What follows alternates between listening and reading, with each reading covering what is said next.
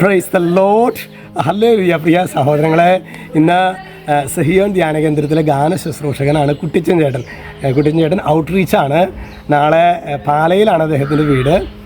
അദ്ദേഹത്തിൻ്റെ മകൻ്റെ തിരുപ്പട്ടമാണ്. അപ്പോൾ പാലയിലേക്കുള്ള യാത്രയിലാണ് ഇന്ന് കേട്ടോ. പ്രത്യേകമായിട്ട് നമുക്ക് ഈ ദിവസങ്ങളിലൊക്കെ തിരുപ്പട്ടം സ്വീകരിക്കുന്ന എല്ലാ ചമ്മാശന്മാർക്ക് വേണ്ടിയും നമുക്ക് പ്രാർത്ഥിക്കാം. നാളത്തെ ശരിക്കും സഭയെ നയിക്കേണ്ടവരാണ് ഈ ഈ തിരുപ്പട്ടം സ്വീകരിക്കുന്ന എല്ലാ കർത്താവിൻ്റെ പ്രിയപ്പെട്ട അഭിഷിക്തരും. ഈശോയോടുള്ള വിശ്വസ്തതയിൽ അനുദിനം വളരാൻ വേണ്ട കൃപയ്ക്ക് വേണ്ടി നമുക്ക് പ്രാർത്ഥിക്കാം. ഇന്ന് നമ്മൾ ധ്യാനിക്കുന്നത് സങ്കീർത്തന പുസ്തകം 12:1.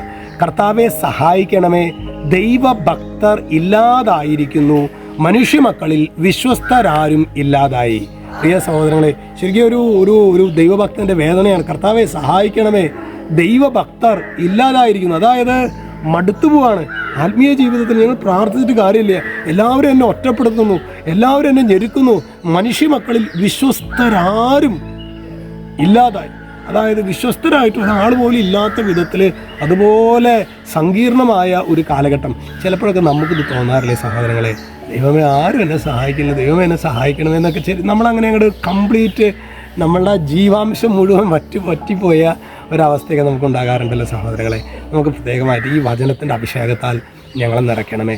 അതായത് നമുക്ക് ബാക്ക് ഓഫ് ചെയ്യാനായിട്ട്, പുറകോട്ട് പോകാനായിട്ട് ഭയങ്കര പ്രചോദനമായിരിക്കും പിശാച് തരിക.